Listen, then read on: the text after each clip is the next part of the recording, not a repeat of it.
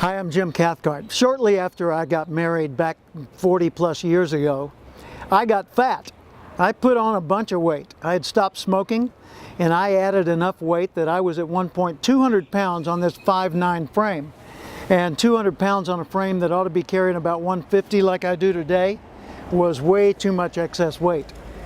Well, I needed to motivate myself to remove the excess weight and get in shape. So I decided I was going to do that, but I had already proven time and again that I could diet successfully. In other words, losing weight was no issue for me. I knew with a little bit of discipline over a 6-week or longer period, I could lose 20, 30 pounds. So I made a new goal. I said, I don't want to lose weight. That's just one of the steps along my path. What I want to do is become a slender person. I want to change my mindset, change my view of myself, change my lifestyle so that I become a slender person so I don't have to deal with weight as an issue for the rest of my life. Well, that was in 1976. I made that decision.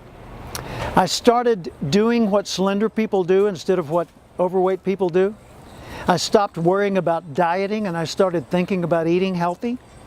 I stopped focusing on the old habits that kept me the way I used to be and made me comfortable, and I focused on the new habits I needed to acquire that would make me continually fit and healthy. In making that change, the first thing I had to do was just break the inertia. I had to decide, what's my program? How can I eat more healthy? What can I remember instead of following some regimen where I had to cook meals a certain way or all of it? I just said, I'm going to go on a FABS diet, F-A-B-S. I made this up. No fat, meaning animal fat, or at least minimal animal fat. No alcohol for a stated period because I knew alcohol was just about as fattening as sugared soft drinks. No bread, white bread, because I'd have whole wheat or something like that with high fiber. But no white bread, no white flour. And no second helpings. You know, I found that second helpings are twice as fattening as first helpings. Well, I used to sit there and finish my meal and then say to my wife, are you going to finish that? And if she still had food on her plate, I would eat it. Or if there was some left in the bowl, I would get a second helping. Well, no wonder I was gaining weight. I was eating more than a meal each time. And then I'd walk away from the table feeling stuffed. So I changed my eating habits and I changed my action habits, because there's two things if you want to increase your fitness and reduce your weight. One, you got to burn up more calories. Two, you got to take in fewer calories and take in less junk that's going to clog up your system. So I changed my dietary choices to things that didn't clog up my system, and I changed the quantity of it to a reasonable quantity, but then I had to increase the activity. And I couldn't get myself to exercise every day, but I could get myself to put on my running shoes and step out the door. I could.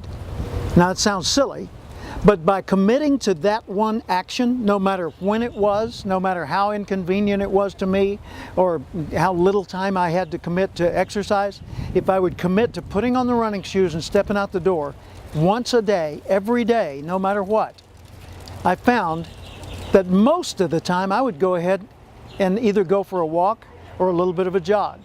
And after a while I got to where I could jog a full mile, and then 2 or 3 miles, and ultimately 5 miles nonstop.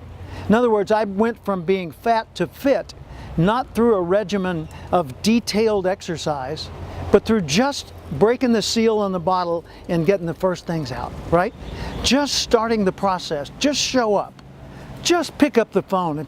If you don't feel like making the phone call, just dial the number and let it ring. You can always hang up.